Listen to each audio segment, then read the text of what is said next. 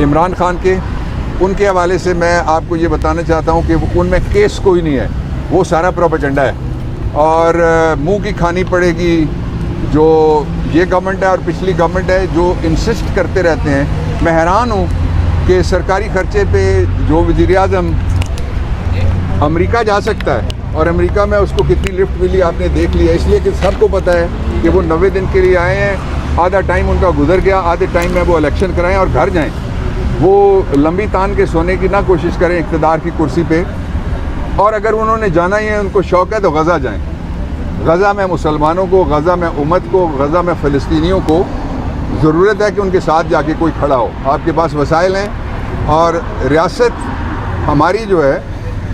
اس کے بہت سے عہدیدار ایسے ہیں جو OIC organization of Islamic country, اس آرگنائزیشن کے وہ چیئرمین ہیں۔ آپ کو یاد ہے آخری اجلاس ہوا تھا جو عمران خان کے زمانے میں، وہ یہاں ہوا تھا۔ تو اس لیے جو سارا زور ہے وہ عمران خان کے اوپر لگانے کے بجائے اس وقت ضرورت اس بات کی ہے کہ سارا زور اسرائیل کے قابض جو افواج ہیں ان کے خلاف لگایا جائے، جو ڈی ہیومنائز کر رہے ہیں مسلمانوں کو اور خاص طور پہ فلسطینیوں کو، اس کے خلاف زور لگایا جائے، اور جو اقوام متحدہ کچھ نہیں کر رہا اس کے بارے میں زور لگایا جائے، اور جو وہاں پہ ہیومنٹیرین، میں 3 گورنمنٹس کا 4 کا نام لے کے میں ان کو شاباش اور خراج تحسین دینا چاہتا ہوں۔ پہلا سعودی عرب ہے، انہوں نے کہا ہے کہ جب تک غزہ کا مسئلہ حل نہیں ہوگا ہم آپ کے ساتھ پیس ایکارڈ نہیں کر رہے، اور جب بلنکن وہاں گیا تو انہوں نے پہلے کہا کہ ہمارے وزیر خارجہ سے ملو۔ دوسرا مصر ہے، مصر میں بلنکن گیا، اس نے کہا کہ ہم نے اپنے شہری نکالنے ہیں، انہوں نے کہا آپ کو میں راہداری تب دوں گا جب ہیومنٹیرین ہیلپ جو جانی ہے اندر غزہ کے اندر وہ جانے کی اجازت دے اسرائیل، تاکہ ہم غزہ کے لوگوں کو دوائیاں، خوراک، اور جو بچے وہاں پہ دودھ کے بغیر بلک رہے ہیں، پانی کے بغیر ہے پورا شہر، انہوں نے سٹینڈ لیا، اس کو بھی شاباش ہے۔ لوگوں کا خیال یہ تھا کہ عبد الفتاح السیسی وہ ایسا نہیں کر سکے گا، لیکن اس نے بڑا سٹینڈ لیا مصر کے صدر نے۔ اس کے بعد ایران نے سٹینڈ لیا جس کو شاباش دینی چاہیے۔ اس کے بعد شام نے سٹینڈ لیا ہے، شام کے اوپر حملہ انہوں نے کیا، انہوں نے جولان کی گھاٹیوں میں اس کا جواب دیا، اور سب سے زیادہ حماس اور جو فلسطین کی آزادی کے لیے لڑ رہے ہیں، اور دوسرے نمبر پہ جو حزب اللہ نے اب کل آپ نے دیکھے ہیں اس کی فوٹیجز، بدقسمتی کے ساتھ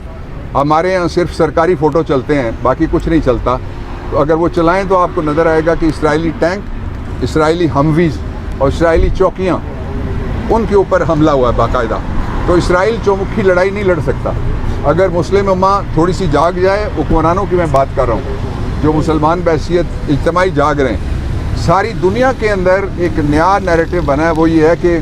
فلسطین کا مسئلہ تب حل ہوگا جب فلسطینیوں کو القدس شریف جو ہم سب کا قبلہ اول ہے اس کا دارالخلافہ بنا کے اس کو وہاں پہ اسرائیل کے مقابلے میں ریاست ملے گی، ایک۔ اور دوسرا یہ کہ اس پہ بھی دنیا میں شور پڑ گیا ہے کہ اسرائیل جو کہتا تھا کہ امپریگنیبل ہے اور ہمارے اندر کوئی گھس ہی نہیں سکتا، انہوں نے آزادی کے متوالوں نے ثابت کیا ہے کہ Israel it's a house of card, اس لیے کہ وہاں آپ اندازہ لگائیں، آپ گوگل کریں آپ کو پتہ لگے گا، وہ کہتے ہیں ہم 8 ملین آبادی ہے، 2.5 ملین مجھے ایمبیسیڈر صاحب نے بتایا فلسطین کے کہ 23 لاکھ نہیں 25 لاکھ آبادی ہے غزہ کی، اور ان کے پاس جو 4.5 لاکھ فوج ہے اسرائیل کے پاس، اس میں جو 3.5 لاکھ ہے وہ تو ان میں سے وہ تقریباً 2 لاکھ وہ انہوں نے اور 1 لاکھ ریگولر فوج لگائی ہے، 3.5 لاکھ جو ہیں ان میں نرسیں ہیں، ڈاکٹر ہیں، ان میں انجینئر ہیں، ان میں کوئی اخباری رپورٹر ہوگا، کوئی وکیل ہوگا، کوئی دکاندار ہوگا، وہ ریگولر فوج کوئی نہیں ہے، اور انہوں نے کمال کر کے رکھ دیا جو وار اسٹریٹجی کے اعتبار سے۔ تو یہ اگر کوئی پاکستان کے اندر کوئی یہ کہنے کی کوشش کر رہا ہے کہ فلسطینیوں کو احتیاط کرنی چاہیے، فلسطینیوں کو انسانی حقوق کا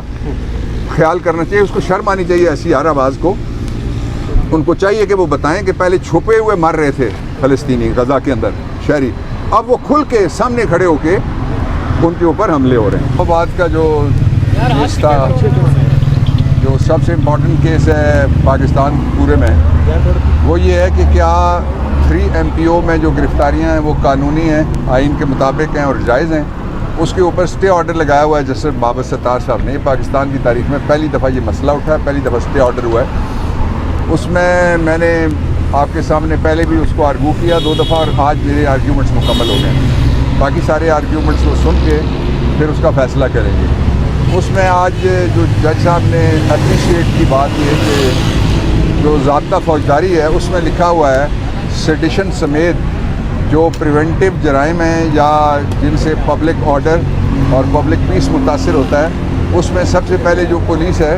وہ جائے گی میجسٹریٹ کے پاس. میں نے پورا چیپٹر ان کو بتایا, اور چیپٹر میں 107 ہے, 107 دفعہ, وہ میں نے ان کو دکھائی اور ساری دفعات پڑھی. پہلے جائیں گے وہ سارے, پولیس والا جائے گا میجسٹریٹ کے پاس, میجسٹریٹ لکھے گا کہ یہ کوئی سیڈیشن والا لٹریچر یا سیڈیشن والی ایکٹیویٹی یا کوئی اور کر رہا ہے یا نہیں کر رہا, پھر وہ سیشن جج کو بھیجے گا. تو اس کا بنیادی نقطہ یہ ہے کہ جب وہاں پولیس کا کوئی اختیار اپنا نہیں ہے, اور ڈپٹی کمشنر تو کسی معاملے میں ہے ہی نہیں. پھر دوسرا سپریم کورٹ کا ایک فیصلہ ہے 2016 کا, جس فیصلے میں سپریم کورٹ آف پاکستان نے کہا ہے کہ آئین کی جو 18ویں ترمیم ہے اس کے ذریعے آرٹیکل 99 ہے, اس میں یہ طے کر دیا گیا ہے کہ جو انتظامیہ ہے وہ کوئی اس طرح کا آرڈر جاری نہیں کر سکتی, وہ کیبنٹ کر سکتی ہے. تو اسلام آباد میں جو اختیار استعمال کر رہی تھی پولیس لوگوں کو بار بار گرفتار کرنے کا,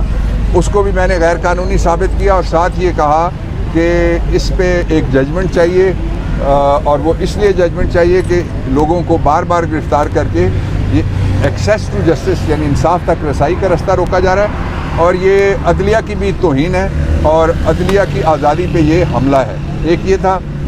دوسرا جو کیسز ہیں